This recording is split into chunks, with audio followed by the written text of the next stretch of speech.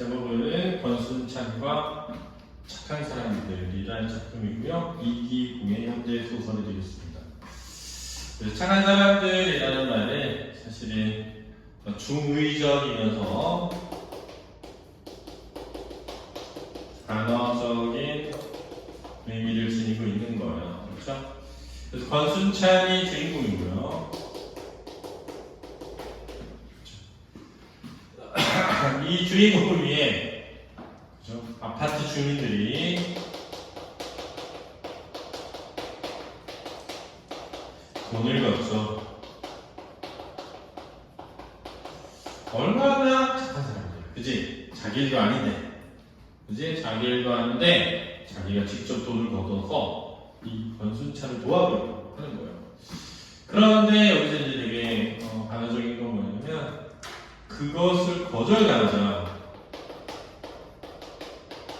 그 거절당함에 분노하고, 그렇죠?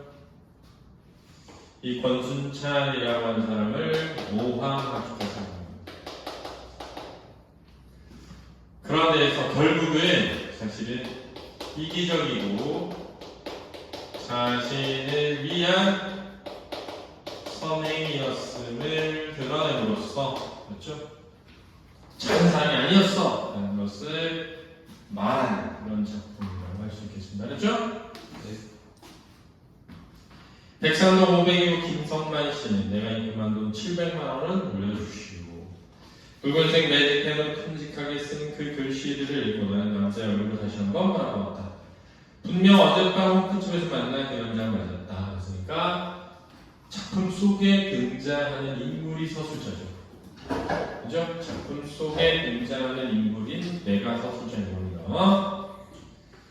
두수수한 머리칼도 검은색 양복도 그대로였다. 남자는 사람들을 향해 대자로 높이 쳐들지도 않았고 아파트 쪽도 쳐다보지도 않은 채 그저 가만히 고개를 숙인 채 앉아만 있었다.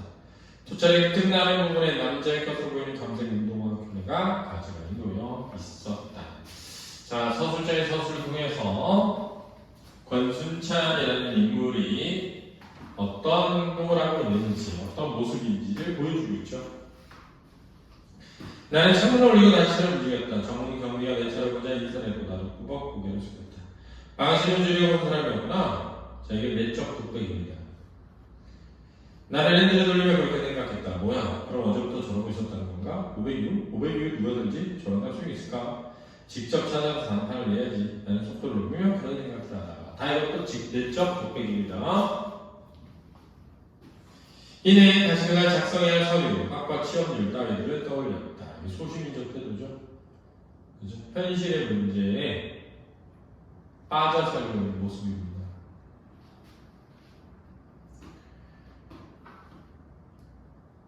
$700만 원이든 1,700만 원이든 남과 남과에 벌어진 일, 내가 참견할 일도 참견할 수도 없는 일이다.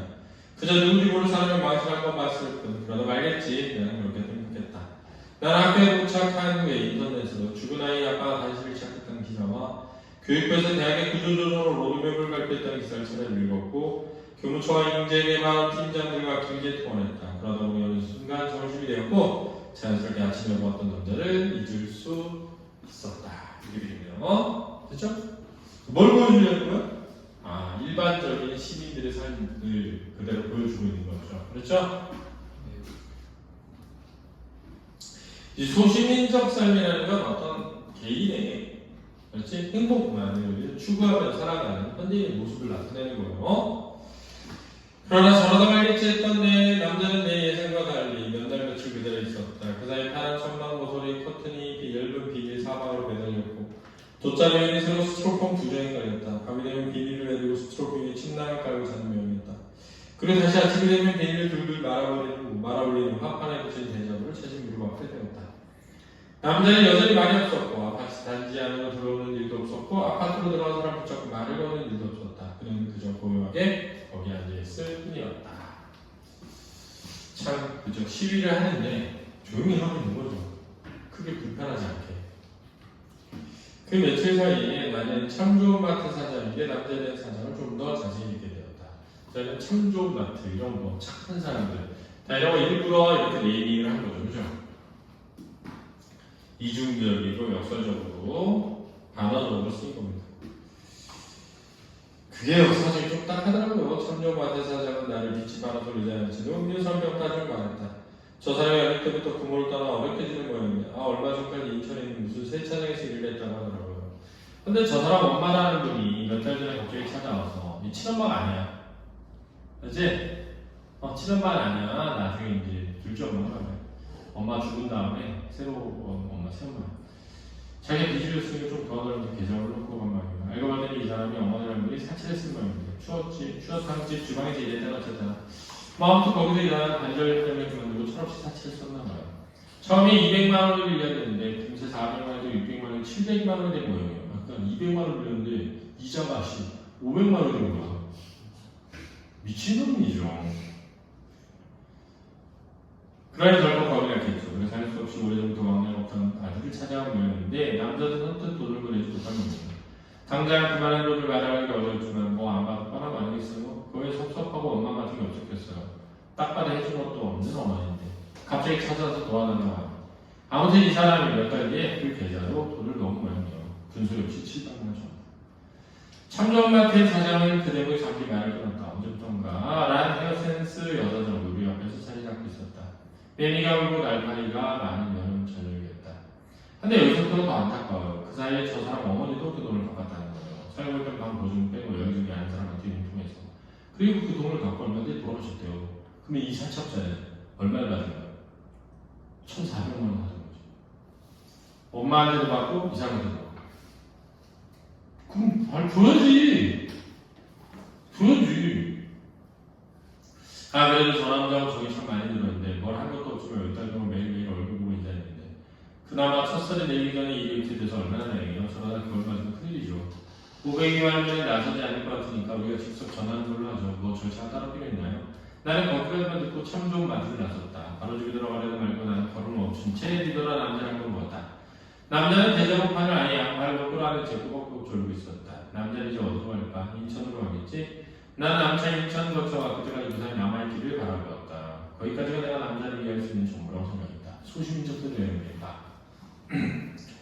포영 끝이 여주인으로부터 전해드린 얘기에 따르면 다음날 그 남자는 권순찬 씨의 놓은 평지 봉투에 정성껏 5만원권 지폐로 700만원을 마련하는 아파트 입주민들을 충분히 당황스럽게 만들었다고 한다. 입주인 대표는 여기 쪽으로 20만원 든 편지 봉투도 들고 왔고 신문기자를 부르진 않았지만 참조마트 사장이 스마트폰으로 그 과정을 동영상으로 남기기로 했고 사람들은 남자의 일이 악수하며 박수칠 생각이었으며 기꺼이 남자의 천막철거적으로 도울 작정이었지만 하지만 남자는 사람들의 그 모든 선의를 거부했다. 전리료를 받을 수 없습니다. 남자는 그렇게 말하고 다시 대접판을 잡고 자리에 앉았다. 아니 권순찬 씨 이게 우리가 다른 뜻이 있는 게 아니고요. 502만 할머니 대신해서 드리는 거예요. 여기 502만 할머니 돈도 있다니까요. 입주인 대표가 이렇게 말했지만 남자는 요즘 돈이었다. 저는 원래 그 할머니한테 돈을 뺄 생각이 없었습니다. 저는 김성만 씨 만나러 온 거예요. 그 사람 직접 만나 얘기를 해결하는 거고요.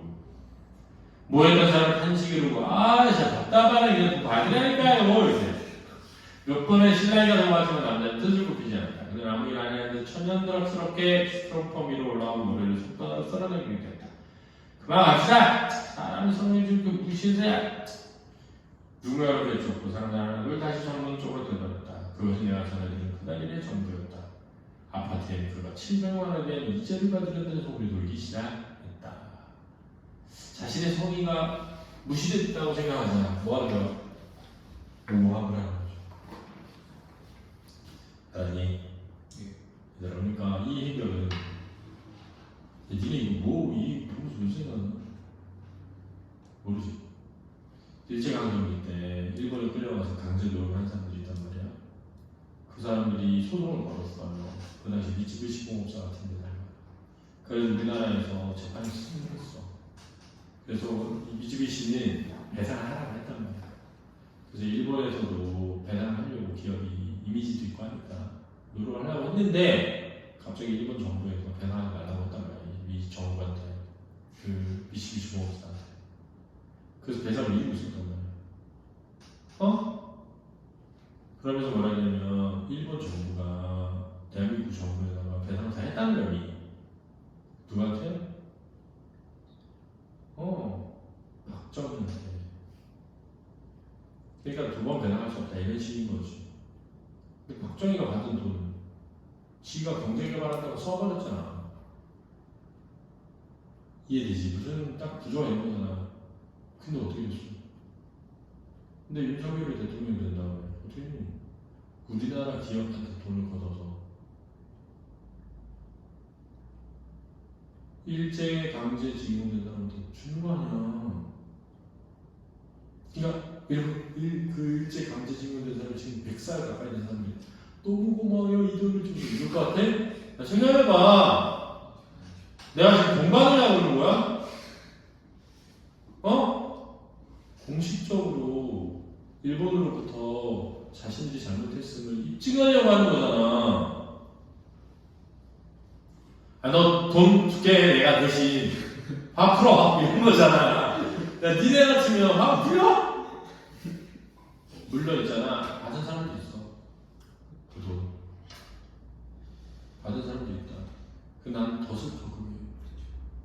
받은 사람 있는 게 더 슬프고 자존심이 너무 상해가지고 진짜 아 그냥 싫어. 사실 되게 싫어. 정말 너무 싫어. 정말 싫다.